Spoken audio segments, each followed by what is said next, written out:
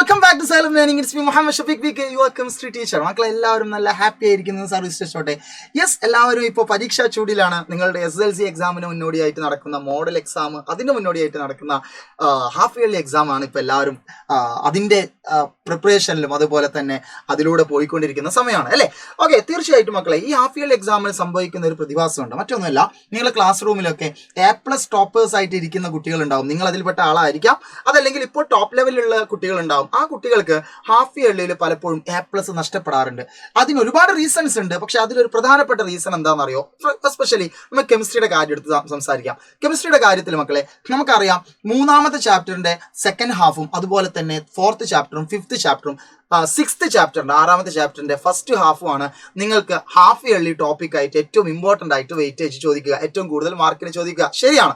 എന്നാൽ പല തവണയും ഹാഫ് ഇയർലി എക്സാമിൽ 6 മുതൽ 8 മാർക്ക് വരെ, അതല്ലെങ്കിൽ 5 മുതൽ 6 മാർക്ക് വരെ ചോദ്യങ്ങൾ 1ാമത്തെയും 2ാമത്തെയും ചാപ്റ്ററിൽ നിന്നും വന്നിട്ടുണ്ട്. ഇത് മുൻകൂട്ടി കണ്ടുകൊണ്ട് തീർച്ചയായിട്ടും ആ 2 ചാപ്റ്ററിലെ മാർക്കുകൾ കൂടി എൻ്റെ മക്കൾക്ക് കിട്ടണം, ഞങ്ങളുടെ മക്കൾക്ക് കിട്ടണം എന്നുള്ള ആഗ്രഹമായിട്ട് ആ ചാപ്റ്ററിലെ ക്വസ്റ്റ്യൻസ്, ഇമ്പോർട്ടൻറ്റ് ക്വസ്റ്റ്യൻ ഞങ്ങൾ ഇന്ന് ചർച്ച ചെയ്യണം. അതിൽ 1ാമത്തെ ചാപ്റ്ററിന്റെ questions Mithila miss already content video ഇട്ട് വെച്ചിട്ടുണ്ട്. മക്കൾ അതും കാണണം.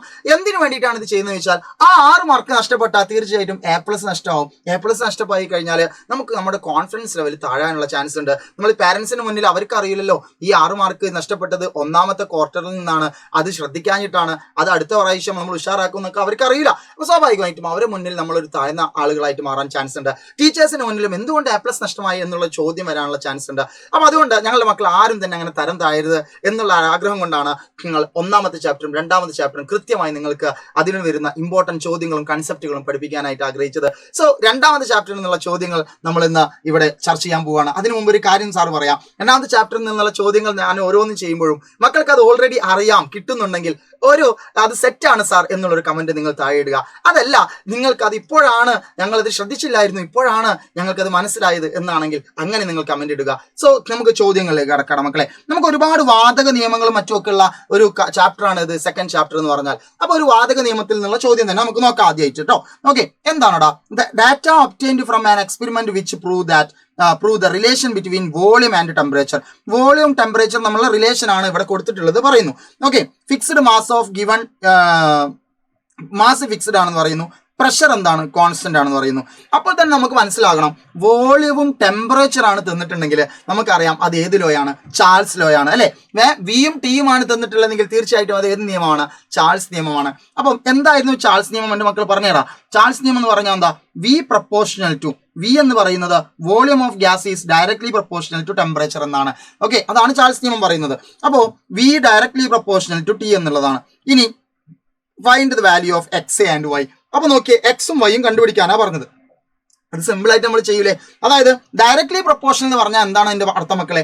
ഒന്ന് എന്ത് ചെയ്യുന്നോ അതിന് നേരെ ഡയറക്റ്റ് ആയിരിക്കും മറ്റ് അതിന്റെ ഓപ്പോസിറ്റുള്ള ആളുകളും ചെയ്യുക എന്നുള്ളതാണ്. അപ്പൊ നോക്കിയേ, വോളിയം 500 ആയ സമയത്ത് 500 ലിറ്റർ ആയപ്പോൾ ഇവിടെ ടെമ്പറേച്ചർ എത്രയാണ്? ടി എത്രയാണ്? 100 കെൽവിൻ ആണ്.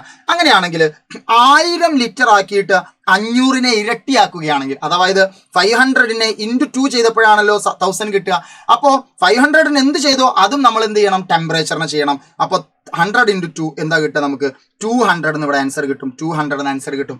എന്താണ്? വളരെ സിമ്പിൾ ആയിട്ട് ചെയ്യാം. ചാൾസ് ലോ പ്രകാരം വോളിയത്തിന് എന്ത് സംഭവിക്കുന്നു അത് ടെമ്പറേച്ചറിന് സംഭവിക്കണം. വോളിയം ഡബിൾ ആയി, അങ്ങനെയാണെങ്കിൽ ടെമ്പറേച്ചറും ഡബിൾ ആവണം. ഇനി മറ്റൊരു ചോദ്യം എന്താണ്? ഇവിടെ വൈ എന്താണ് മക്കളെ? 100 കെൽവിൻ ആയപ്പോൾ 500 ആണ്. ഓക്കെ, അങ്ങനെയാണെങ്കിൽ 300 കെൽവിൻ ആയപ്പോൾ അവിടെ എത്ര ലിറ്റർ ആണെന്നാണ് ചോദ്യം. അപ്പം 100ന് എന്ത് ചെയ്താലാണടാ 300 കിട്ടുക? 100നെ ഇൻറ്റു 3 ചെയ്താലല്ലേ? അങ്ങനെയാണെങ്കിൽ 500ന് എന്ത് ചെയ്യുക? ഇൻറ്റു 3 ചെയ്യുക. അപ്പോൾ 1500 ലിറ്റർ എന്ന് കിട്ടും. സിമ്പിൾ ആയിട്ടുള്ള ചോദ്യമല്ലേ. അപ്പൊ ഇങ്ങനെ ടേബിൾ ചോദ്യങ്ങൾ നിയമങ്ങളിൽ നിന്നും വരാറുണ്ട്. അത് ബോയിൽ നിയമമാകാം, ചാൾസ് നിയമമാകാം, അല്ലെങ്കിൽ അവഗേഡ്രോ നിയമമാകാം. ഓക്കെ, ഇനി what is the relation between volume and temperature of gas? അത് ഓൾറെഡി നമ്മൾ പറഞ്ഞു. എന്താണ് വ്യാപ്തവും താപനിലയും തമ്മിലുള്ള ബന്ധം എന്ന് പറയുന്നത്? അത് volume of gas is directly proportional to temperature എന്നുള്ളതാണ് നമ്മൾ പറഞ്ഞു കൊടുക്കേണ്ടത്. അതായത് ഒരു വാതകത്തിന്റെ വ്യാപ്തവും അതിന്റെ താപനിലയും നേരനുപാതത്തിലായിരിക്കും. Which gas law related to this? ഏത് വാതക നിയമമാണ് ഇതുമായിട്ട് ബന്ധപ്പെടുത്തിയിട്ടുള്ളത്? ചാൾസ് നിയമമാണ് എന്ന് നമുക്ക് പറയാനായിട്ട് സാധിക്കും. ഇനി അടുത്തൊരു ചോദ്യം നോക്കാം. The GMM of A substance contain dash number of molecules എന്നാണ്. ഒരു GMM ഏതൊരു പദാർത്ഥത്തിൽ അടങ്ങിയിരിക്കുന്ന തന്മാത്രകളുടെ എണ്ണം ഡാഷ് ആയിരിക്കും. മക്കളെ, എന്താണ് GMM എന്ന് പറഞ്ഞാൽ? ഗ്രാം മോളിക്കുലാർ മാസ് ആണ് അല്ലെ. അതായത് ഒരു മോളിക്കുലാർ മാസിനെ ഗ്രാമിൽ പറയുമ്പോഴാണ് അത് ഗ്രാം മോളിക്കുലാർ മാസ് എന്ന് പറയാം. സാർ ഒന്ന് എക്സ്പ്ലെയിൻ ചെയ്യാം കേട്ടോ. എടാ, ഓക്സിജൻ എന്ന് പറയുന്ന O2 എന്ന് പറയുന്ന മോളിക്യൂൾ തന്മാത്ര, ആ തന്മാത്രയുടെ മാസ് എത്രടാ? 32 എന്നാൽ 32 എന്നുള്ളത് ഇതിന്റെ മാസാണ്. എന്ത് മാസാണ്? മോളിക്കുലാർ മാസാണ് 32. എന്നാൽ ഗ്രാം മോളിക്കുലാർ മാസോ 32 ഗ്രാം ആണ്. മക്കളെ മനസ്സിലാക്ക്, എന്താണ് മോളിക്കുലാർ മാസും ഗ്രാം മോളിക്കുലാർ മാസും തമ്മിലുള്ള വ്യത്യാസം? മോളിക്കുലാർ മാസ് എന്ന് പറഞ്ഞാൽ ഒരു തന്മാത്രയുടെ മാസാണ്, ഒരു മോളിക്യൂളിന്റെ മാസാണ്. ഗ്രാം മോളിക്കുലാർ മാസോ 1 മോൾ മോളിക്യൂളിന്റെ മാസാണ്. മനസ്സിലാക്കടാ, 1 മോൾ മോളിക്യൂളിന്റെ മാസാണ്. 1 മോൾ മോളിക്യൂൾ എന്ന് പറഞ്ഞാൽ എന്താണ്? 6.022 × 10⁻23. അറിയാലോ, അത്രയും എണ്ണം തന്മാത്രകളുടെ മാസാണ് GMM എന്ന് വിളിക്കുന്നത്. അപ്പോ ഒരു GMM-ൽ എത്ര തന്മാത്ര ഉണ്ടായിരിക്കും? 1 മോൾ തന്മാത്ര ഉണ്ടായിരിക്കും, 1 മോൾ മോളിക്യൂൾ ഉണ്ടായിരിക്കും. പക്ഷെ എത്ര എണ്ണം എന്നാണ് ചോദിക്കുന്നത്. എണ്ണം എന്ന് പറയുമ്പോൾ 6.022 × 10⁻23 നമ്പർ ഓഫ് മോളിക്യൂൾസ് എന്നാണ്. അതിന് നമുക്ക് എങ്ങനെയും വിളിക്കാം, 1Na എന്നും വിളിക്കാം. മക്കൾക്ക് കാര്യം മനസ്സിലായല്ലോ അല്ലെ? ഓക്കെ, ഒരു Na തന്മാത്രകൾ ഉണ്ടായിരിക്കും. മക്കളെ ഒന്നുകൂടി സാറ് പറയാം, GMM എന്ന് പറഞ്ഞാൽ എന്താണ്? ഗ്രാം മോളിക്കുലാർ മാസ് എന്ന് പറഞ്ഞാൽ എന്താണ്? ഒരു മോളിക്യൂളിനെ 1 മോൾ മോളിക്യൂൾ എടുത്താൽ അതിന്റെ മാസിനെയാണ് ഗ്രാം മോളിക്കുലാർ മാസ് എന്ന് വിളിക്കുന്നത്.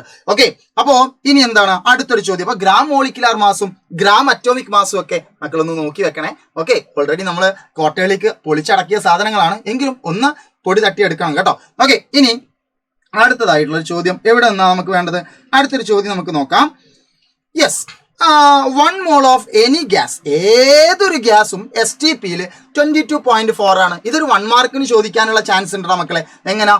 ഈ STPയിലെ 1 മോൾ തന്മാത്ര അല്ലെങ്കിൽ ആറ്റത്തിന്റെ മാസ്, തന്മാത്രയുടെ മാസ് എന്താ? വാതകത്തിന്റെ മാസ് എന്താ എന്ന് ചോദിച്ചാൽ, സോറി മാസ് അല്ല, വോളിയം, വ്യാപ്തം എന്താണെന്ന് ചോദിച്ചാൽ 22.4 ലിറ്റർ. ഇത് നമ്മൾ വിളിക്കുന്ന പേരാണ് മോളാർ വോളിയം. ഓർത്തു വെക്കുക, മോളാർ വോളിയം, മോളാർ വ്യാപ്തം എത്രയാണ്? 22.4 ലിറ്റർ ആണ് അറ്റ് STP. അങ്ങനെയാണെങ്കിൽ ചോദ്യം എന്താണെന്നറിയോ? 34 ഗ്രാം അമോണിയ, NH3 ഉണ്ട്, 34 ഗ്രാം അമോണിയയുടെ വോളിയം എത്ര എന്നാണ് ചോദിച്ചത്. ഓൾറെഡി നമുക്ക് ഹിന്റ് തന്നിട്ടുണ്ടാ മക്കളെ. 1 മോൾ എന്ന് പറയുമ്പോൾ 22.4 ആണ്, പക്ഷെ 34 ഗ്രാം, അപ്പൊ ഒരു മാസ് ആണ് തന്നത്. അപ്പൊ ആദ്യം എന്ത് ചെയ്യണം? നമുക്ക് ഓൾറെഡി അറിയുന്നത് എന്താ? 1 മോൾ ആണെങ്കിൽ 22.4 ലിറ്റർ ആണ്. അങ്ങനെയാണെങ്കിൽ ഈ തന്നിട്ടുള്ള അമോണിയ എത്ര മോളാണെന്ന് കണ്ടുപിടിച്ചാൽ പോരെ? അതിനുവേണ്ടി നമുക്ക് എന്ത് ചെയ്യാം? സാറ് തൊട്ട് നേരത്തെ പറഞ്ഞ കാര്യം നിങ്ങളൊന്ന് ആലോചിച്ച് നോക്കിയേ. ഇവിടെ തന്നത് കണ്ടോ? ഒരു GMM അമോണിയ 17 ഗ്രാം ആണ്. എന്താ സാറ് നേരത്തെ പറഞ്ഞേ? എന്താ GMM? ഒരു GMM എന്ന് പറഞ്ഞാൽ 1 മോൾ തന്മാത്രയുടെ മാസാണ്. അതിനർത്ഥടാ 1 മോൾ അമോണിയ എന്ന് പറഞ്ഞാലല്ലേ 17 ഗ്രാം നമുക്ക് മനസ്സിലാവുമല്ലോ. ഒരു GMM 17 ഗ്രാം ആണെങ്കിൽ 1 മോൾ എത്രയാണ്? 17 ഗ്രാം ആണ്. അപ്പൊ ഇവിടെ എത്ര ടോട്ടൽ ഉള്ളത്? 34 ഗ്രാം ആണ്. അപ്പൊ 34ൽ എത്ര മോൾ ഉണ്ട് കണ്ടുപിടിക്കുക എങ്ങനെയാണ്? നമുക്ക് ഗിവൺ മാസ് എന്താണ്? 34. അതിലെ 1 മോളിന്റെ മാസ് എന്താണ്? 17. അപ്പൊ എത്ര കിട്ടും? 2 മോൾ എന്ന് കിട്ടും. Given mass divided by molecular mass ചെയ്താൽ മതി, അല്ലെങ്കിൽ ഗ്രാം മോളിക്കുലാർ മാസ് ചെയ്താൽ മതി. ഓക്കെ, അപ്പൊ 2 മോൾ ആണ്. അങ്ങനെയാണെങ്കിൽ നമുക്ക് അറിയാവുന്ന കാര്യം എന്താണ് മക്കളെ? 1 മോൾ എന്ന് പറഞ്ഞാൽ STPയിൽ എത്ര ലിറ്റർ ആണ്? 22.4 ലിറ്റർ ആണ്. അങ്ങനെയാണെങ്കിൽ എടാ 2 മോൾ എന്ന് പറയുമ്പോൾ STPയിൽ എത്ര ലിറ്റർ? 2 × 22.4, അതായത് 44.8 ലിറ്റർ ആണ്. വളരെ സിമ്പിൾ ആയിട്ട് നമുക്ക് ആ ഏരിയ കവർ ചെയ്യാൻ പറ്റിയല്ലോ. അപ്പോൾ മോളാർ വോളിയവും 1 മോൾ ബന്ധപ്പെട്ടിട്ട് എന്തൊക്കെ ചോദ്യങ്ങൾ ഉണ്ടാവുക? 1 മോൾ എന്ന് പറഞ്ഞാൽ എത്ര എണ്ണമാണ്? 6.022 × 10⁻23 നമ്പേഴ്സ് ആണ്. എത്രയാണ് അതിന്റെ വോളിയം, വ്യാപ്തം എന്ന് പറഞ്ഞാൽ STPയിൽ 22.4 ലിറ്റർ ആണ്. ഓക്കെ, 1 മോൾ മോളിക്യൂളിന്റെ മാസ് എന്താ? അത് ആ മോളിക്യൂളിന്റെ 1 GMM ആണ്. 1 മോൾ ആറ്റത്തിന്റെ മാസ് എന്താ? അത് ആ ആറ്റത്തിന്റെ 1 GAM ആണ്. ഇതൊക്കെയാണ് 1 മോൾ കണക്ട് ചെയ്തിട്ടുള്ള ചോദ്യങ്ങളായിട്ട് വരുന്നത് കേട്ടോ.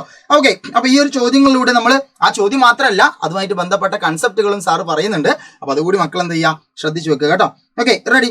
ഇനി നമുക്ക് എന്ത് ചെയ്യാം? മറ്റൊരു ചോദ്യത്തിലേക്ക് കടക്കാം. 1 mole of any gas 22.4 litre ഉണ്ട്. നമ്മൾ ഒരു വട്ടം കൂടി ഇത് റിപ്പീറ്റ് ചെയ്യാണ് അല്ലെ. 22.4 ലിറ്റർ ആണ് 1 മോൾ ഉള്ളത്. ഏതൊരു വാതകവും 1 മോള് 22.4 ലിറ്റർ STPയിൽ ഉണ്ടാവും. ഇനി STPയിൽ 112 ലിറ്റർ ഉണ്ടെങ്കിൽ അത് SO2 ഗ്യാസ് എന്നൊക്കെ പറഞ്ഞിട്ടുണ്ട്. ആരും ആയിക്കോട്ടെ, 112 ലിറ്റർ ആണ് STPയിൽ ഉള്ളെങ്കിൽ അത് എത്ര മോൾ ആണെന്നാ ചോദിച്ചത്. എടാ 22.4 1 മോൾ ആണെങ്കിൽ 112 ലിറ്റർ എത്ര മോളാന്ന് ചോദിച്ചാൽ സിമ്പിൾ ആയിട്ട് നമ്മൾ കണ്ടെത്തൂലേ? എന്ത് ചെയ്താൽ മതി? 112 ലിറ്ററിൽ എത്ര മോൾ ഉണ്ട് എന്ന് നോക്കിയാൽ മതി. എത്ര 22.4 ഉണ്ട് എന്ന് നോക്കിയാൽ മതി. അല്ലടാ മക്കളെ? അപ്പൊ സാർ ഒന്ന് ചെയ്യാൻ വേണ്ടി ശ്രമിക്കാം. മക്കൾ നോക്കണേ, നോക്കിക്കേ എടാ 112 എന്ന് പറയുമ്പോൾ അതിൽ ഡിവൈഡഡ് ബൈ 22.4 ചെയ്താൽ നമുക്ക് കിട്ടുക 5 മോൾ എന്നാ കിട്ടുക. 5 മോൾ ഉണ്ടായിരിക്കും. 112 എന്ന് കണ്ട 5 മോൾ എന്ന് മക്കൾ മനസ്സിലാക്കി വെക്കുക. അപ്പൊ നമുക്ക് ഇവിടെ ആൻസർ ആയി. എത്ര മോളാണ് ഇവിടെ ഉള്ളത്? 5 മോളാണ് അല്ലെ, 5 മോളാണുള്ളത്. ഇനി എന്താണ്, how many molecules R present in this much amount of SO2? ഇത്രയും അളവ് SO2ൽ എത്ര തന്മാത്രകൾ ഉണ്ട് എന്നാണ് ചോദിച്ചത്. മക്കളെ ഓൾറെഡി നമുക്ക് കിട്ടി 5 മോളാണ്. 5 മോൾ എന്ന് പറയുമ്പോൾ എത്ര തന്മാത്ര? 5Na എന്ന് എഴുതണം, 5Na ആണെന്ന് എഴുതണം. ഓക്കെ, 5Na ആണ്. 5 ഗുണിക്കണം, അവഗേഡ്രോ നമ്പർ ചെയ്യണം അല്ലെ. ഇനി STPയിൽ സ്ഥിതി ചെയ്യുന്ന 112 ലിറ്റർ SO2 വാതകത്തിന്റെ മാസ് കണക്കാക്കുക. അപ്പോ നമ്പർ ഓഫ് മോൾ കണക്കാക്കി, എണ്ണം എത്ര എന്ന് കണക്കാക്കി. ഇനി മൊത്തം മാസ് നമുക്ക് കിട്ടണം എന്നാ പറയുന്നത്. എടാ മോൾ 5 മോൾ ഉണ്ടെന്ന് പറഞ്ഞാൽ ഒരു മോളിന്റെ മാസം എന്താണ്?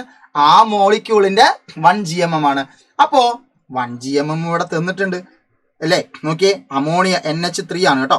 ഓക്കെ, NH3ന്റെ മാസ് ഇവിടെ തന്നിട്ടുണ്ട് 17 ആണെന്നുള്ളത്. 1 GMM 17 തന്നിട്ടുണ്ട്. ഗ്രാം മോളിക്കുലാർ മാസ് തന്നിട്ടുണ്ട് 17.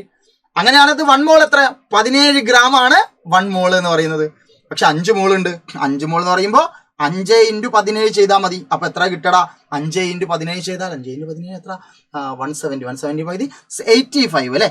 85 ഗ്രാം എന്ന് കിട്ടും. മക്കളെ ഇവിടെയൊക്കെ സാറ് ഷോർട്ട് ആക്കിയിട്ടാണ് ചെയ്തത്. മക്കളെ എക്സാമിന് എഴുതുമ്പോൾ കുറച്ച് ഡീറ്റെയിൽ ആയിട്ട് എഴുതിയ ടീച്ചേഴ്സിന് മാർക്ക് ഇടാൻ ഒരു സുഖം ഉണ്ടാവും കേട്ടോ. Okay, ready. അപ്പൊ മക്കൾ എന്ത് ചെയ്യടാ, നിർബന്ധമായിട്ടും ഈ ഏരിയകളൊന്നും നോക്കാതെ പോകരുത് എക്സാമിന്. കാരണം ഞാൻ പറഞ്ഞല്ലോ, അഥവാ നിങ്ങളോട് കുറച്ചധികം മാർക്കിന് നിങ്ങൾക്ക് എക്സാമിന് ചോദ്യം വന്നാൽ എൻ്റെ മക്കൾക്ക് ആർക്ക് A+ നഷ്ടമാവരുത്. ഈ ചോദ്യങ്ങളൊക്കെ തന്നെ നമ്മൾ മാരത്തോണിൽ ചർച്ച ചെയ്യും. എങ്കിലും നമ്മൾ എന്ത് ചെയ്യണം, നിങ്ങൾക്ക് മുൻകൂട്ടി ഒന്ന് എടുത്തെന്നാണ് പറഞ്ഞതെന്നാണ്. മാരത്തോൺ മറക്കണ്ട. മാരത്തോണിൽ നിർബന്ധമായിട്ടും നിങ്ങൾ എന്ത് ചെയ്യുക, നിങ്ങൾ മാത്രമല്ല നിങ്ങളെ ഫ്രണ്ട്സിനെ എല്ലാവരും കൂട്ടി സെറ്റ് ആയിക്കൊണ്ട് വരിക. ബിക്കോസ് മാരത്തോണിൽ ഞങ്ങൾ സ്പെഷ്യൽ കുറച്ച് ചോദ്യങ്ങൾ തന്നെ സെറ്റാക്കി വെച്ചിട്ടുണ്ട്. സ്പെഷ്യൽ എന്ന് പറയുമ്പോൾ ഞങ്ങൾ നിങ്ങളെ ചലഞ്ച് ചെയ്യണം. ഒരു പക്ഷെ നിങ്ങൾക്ക് ആ ചോദ്യങ്ങൾ കിട്ടൂല, ഉറപ്പാണ്. ഓക്കെ, കാരണം അത്രയും സെലക്റ്റീവ് ആയിട്ടുള്ള കുറച്ച് ചോദ്യങ്ങൾ ഞങ്ങൾ സെലക്ട് ചെയ്ത് വെച്ചിട്ടുണ്ട്. ആ ചോദ്യങ്ങളുടെ പ്രത്യേകത എന്താണെന്നറിയോ? ആ ചോദ്യം പഠിക്കുന്നതിലൂടെ ഒരുപാട് ഏരിയ നിങ്ങൾക്ക് കവർ ചെയ്യാൻ പറ്റും. അതായത് ആ ഒരൊറ്റ ചോദ്യത്തിന്റെ ഉത്തരങ്ങൾ നമ്മൾ പഠിക്കുന്നതിലൂടെ നിങ്ങൾക്ക് ആ ഒരു ഏരിയയുമായി ബന്ധപ്പെട്ട് ചോദിക്കുന്ന ഒരുപാട് ചോദ്യങ്ങൾക്ക് ഉത്തരം എഴുതാൻ പറ്റും. അത്രയും സ്പെഷ്യൽ ആയിട്ടുള്ള കുറച്ച് ചോദ്യങ്ങൾ, സെലക്റ്റീവ് ആയിട്ടുള്ള കുറച്ച് ചോദ്യങ്ങൾ ഞങ്ങൾ സെറ്റ് ചെയ്ത് വെച്ചിട്ടുണ്ട്. സോ അതുമായിട്ട് ബന്ധപ്പെട്ടുള്ള ചർച്ചകളൊക്കെ നമ്മൾ മാരത്തോണിൽ നടത്തും. അപ്പോൾ എല്ലാ ഫ്രണ്ട്സിനായിട്ട് പോര് നിങ്ങൾക്ക് അടിച്ചു പൊളിക്കാം. സോ ഈ ഒരു ചാപ്റ്ററും ഇതുമായിട്ട് ബന്ധപ്പെട്ട ചോദ്യങ്ങളും മക്കൾ മറക്കരുത്. ഒരു വെറുതെ മാർക്ക് നഷ്ടപ്പെടുത്തി നമ്മൾ കോൺഫിഡൻസ് കളയാതിരിക്കുക. സോ നമുക്ക് മാരത്തോണിലും ലൈവുകളൊക്കെ ആയിട്ട് കാണാം. എല്ലാവരും ഞങ്ങളവിടെ പ്രതീക്ഷിക്കുന്നുണ്ട്. So all the best. Thank you.